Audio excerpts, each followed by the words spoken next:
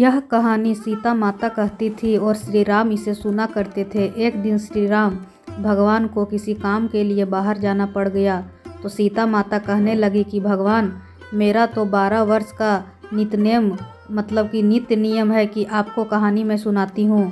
अब आप बाहर जाएंगे तो मैं अपनी कहानी किसे सुनाऊंगी। श्री राम ने कहा कि तुम कुएं की पाल पर जाकर बैठ जाना और वहाँ जो औरतें पानी भरने आएगी उन्हें अपनी कहानी सुना देना। सीता माता कुएं की पाल पर जाकर बैठ जाती है। एक स्त्री आई और उसने रेशम की जड़ी साड़ी पहन रखी थी और सोने का घड़ा ले रखा था। सीता माता उसे देखकर कहती है कि बहन, मेरा 12 वर्ष का नित्य नियम सुन लो। पर वह स्त्री बोली कि मैं तुम्हारा नित्य नियम सुनूंगी तो मुझे घर जाने में देर हो जाएगी और मेरी सास मुझसे लड़ेगी। उसने कहानी नहीं सुनी और चली गई। उसकी रेशम जड़ी की साड़ी फटी गई और सोने का घड़ा मिट्टी के घड़े में बदल गया। सास ने देखा तो पूछा कि ये किसका दोष अपने सिर पर लेकर आई है। बहू ने कहा कि कुएं पर एक औरत बैठी थी, उसने कहानी सुनने के लिए कहा, लेकिन मैंने नहीं सुनी जिसका ये फल मिला। बहू की बात सुनकर अगले दिन वही साड़ी और घड़ा लेकर सास कुएं की पाल पर गई। सास को वही माता सीता बैठी मिली तो माता सीता ने कहा कि बहन, मेरी कहानी सुन लीजिए। सास बोली कि एक बार छोड़, मैं तो 4 बार सुनूंगी, चल सुनाओ कहानी। सीता माता कहानी सुनाती है। राम आए लक्ष्मण आए, देश के पुजारी आए, नित नेम का नेम लाए, आओ राम बैठो राम। पी रसोई जियो राम, माखन मिश्री खाओ राम, दूध बतासा पियो राम, सुत के पल का मोटो राम। साल दुसाला पोटो राम, साल दुसाला ओढ़ो राम, जब बोलूं जब राम ही राम, राम सवारे सबके काम, खाली घर भंडारा भरेंगे, सबका बेड़ा पार करेंगे, श्री राम जय जय राम। सास बोली कि बहन, कहानी तो बहुत अच्छी लगी। सुनकर सास घर चली गई और फिर उसकी साड़ी रेशम जड़ी की बन गई, मिट्टी का घड़ा फिर से सोने का घड़ा में बदल गया।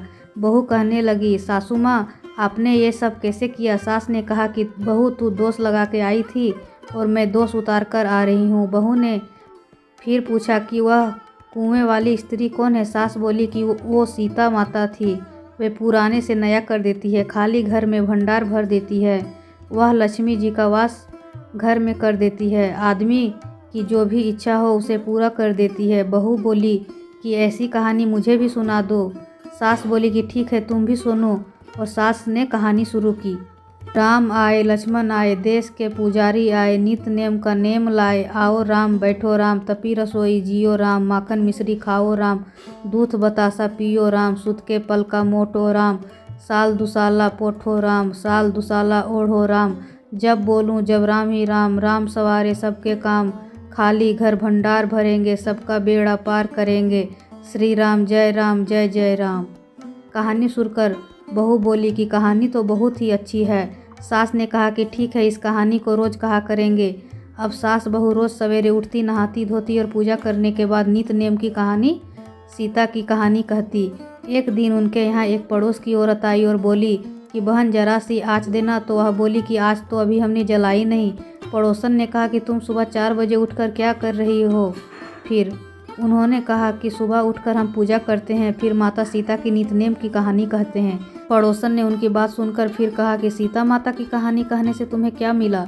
वे बोली, इनकी कहानी कहने से घर में भंडार भर जाते हैं, सारे काम सिद्ध हो जाते हैं, मन की इच्छा भी पूरी होती है। पड़ोसन कहती है कि बहन, ऐसी कहानी तो मुझे भी सुना दो। वह बोली, ठीक है, फिर यह कहानी सुन लो। राम आए लक्ष्मण आए, देश के पुजारी आए, नित नेम का नेम लाए, आओ राम बैठो राम, तपी रसोई जियो राम, माखन मिश्री खाओ राम, दूध बतासा पियो राम, सूत के पल का मोटो राम, साल दुसाला पोठो राम, साल दुसाला ओढ़ो राम, जब बोलूं जब राम ही राम, राम सवारे सबके काम, खाली घर भंडार भरेंगे, सबका बेड़ा पार करेंगे, श्री राम जय जय राम। सारी कहानी सुनने के बाद पड़ोसन कहने लगी, बहन, कहानी तो मुझे बहुत ही अच्छी लगी। अब वह पड़ोसन भी नितनेम सीता माता की कहानी कहने लगी। कहानी कहने से सीता माता ने पड़ोसन के भी घर भर दिए। अब तो पूरे मोहल्ले में नितनेम की कथा चल पड़ी, हर किसी की मनोकामना पूरी होने लगी। हे सीता माता, जैसे आपने उनके भंडार भरे वैसे ही हमारे भी भंडार भरना, कहानी सुनने वाले के भी और कहानी कहने वाले के भी। तो ऐसी थी कहानी माता सीता की दोस्तों। आपको अच्छी लगे तो ज़रूर सब्सक्राइब करें, लाइक करें, शेयर करें। फिर मिलेंगे हम अगले वीडियो में।